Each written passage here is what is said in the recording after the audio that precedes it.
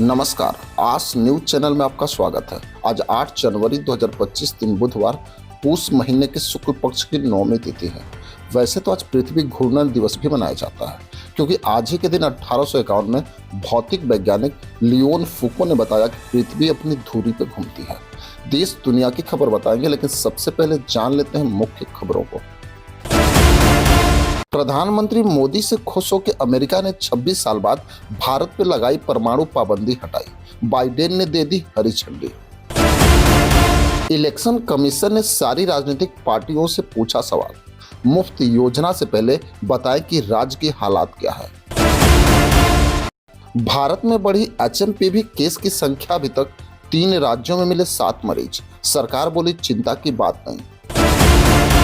चीन के तिब्बत में भूकंप ने ढाया कहर, अभी तक 100 से ज्यादा लोगों की हताहत होने की खबर और 150 से ज्यादा लोग घायल।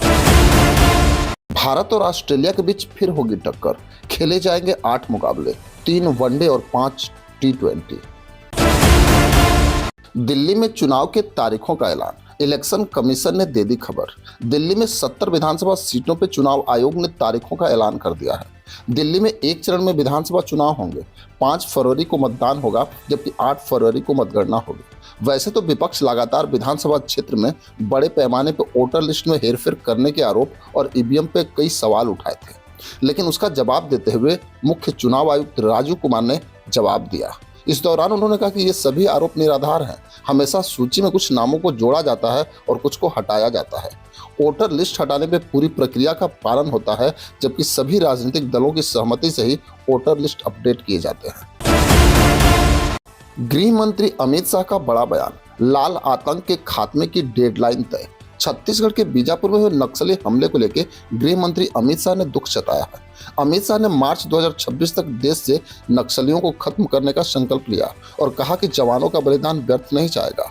वहीं अमित शाह ने कहा कि विस्फोट में जवानों के बलिदान की खबर से मुझे गहरा दुख हुआ। मैं बहादुर जवानों के परिवारों के प्रति अपनी गहरी संवेदना व्यक्त करता हूँ। उत्तर प्रदेश के महाकुंभ मेले में आतंकियों की पहचान करेंगे स्पॉटर्स। 5 राज्यों से बुलाए गए।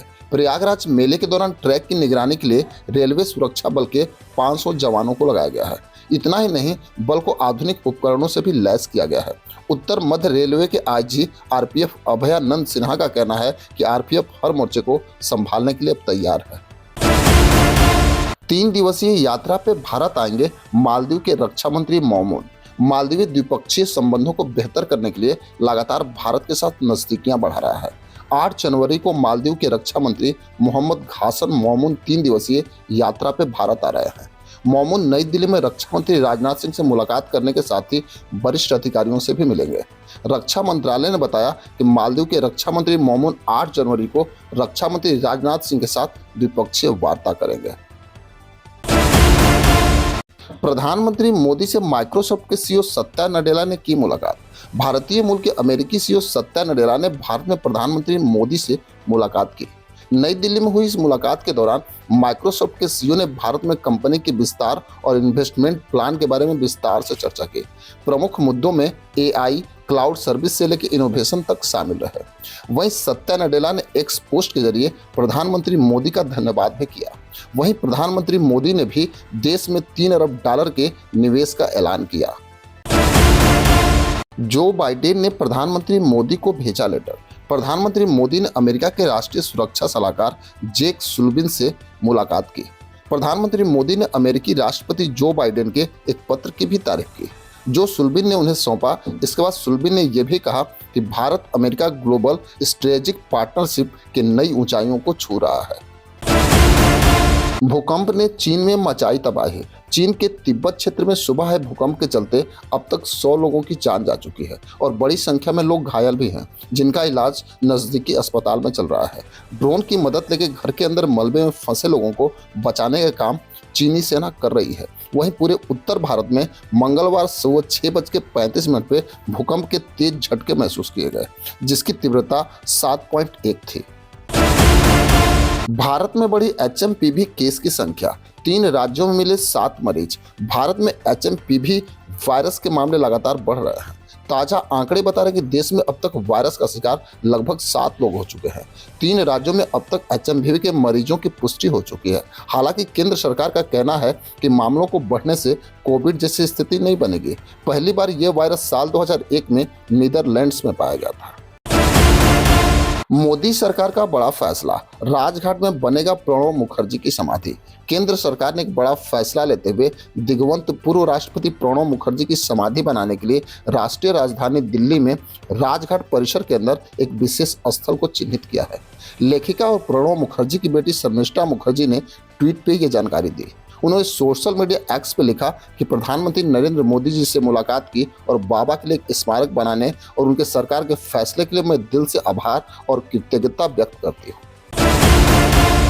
दिल्ली में चुनाव आयोग ने राजनीतिक पार्टियों से पूछा कि जनता को बताएं कि राज्य की हालात क्या है। राजधानी दिल्ली में विधानसभा चुनाव का ऐलान करते हुए मुख्य चुनाव आयुक्त राजीव कुमार ने चुनावी प्रक्रिया को लेकर कई बड़ी बातें की। उन्होंने मुफ्त वाली स्कीमों के बढ़ते चलन पर भी टिप्पणी की। उन्होंने कहा कि यह मामला अदालत में विचाराधीन होने की वजह से हमारे हाथ बंधे हैं।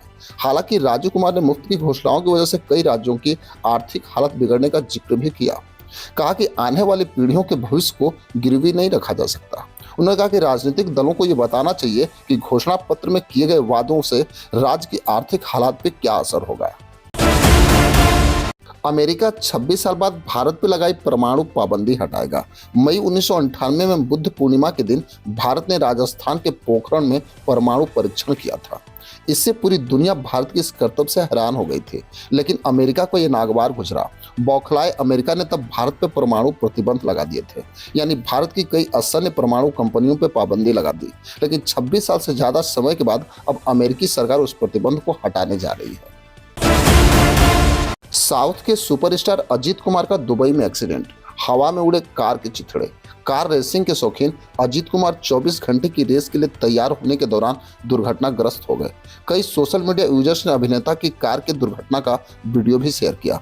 इस दुर्घटना के दौरान अभिनेता की कार के चिथड़े उड़ गए। हालांकि बताया तो यहाँ तक जा रहा है कि अभिनेता दुर्घटना में सुरक्षित बच भी गया है। चुनाव आयोग ने तय कर दी मिल्कीपुर विधानसभा सीट उपचुनाव की तारीख। मुख्य चुनाव आयुक्त राजीव कुमार की मौजूदगी में आज चुनाव आयोग ने दिल्ली विधानसभा चुनाव 2025 की तारीखों का ऐलान कर दिया। इसके साथ ही आयोग ने यूपी की एकमात्र बची उपचुनाव की सीट मिल्कीपुर के लिए भी चुनावी कार्यक्रम का ऐलान किया। चुनाव आयोग के मुताबिक 5 फरवरी को मिल्कीपुर सीट पर वोटिंग होगी और 8 फरवरी को नतीजे घोषित होंगे। दिल्ली एनसीआर में कड़ाके की ठंड का प्रकोप।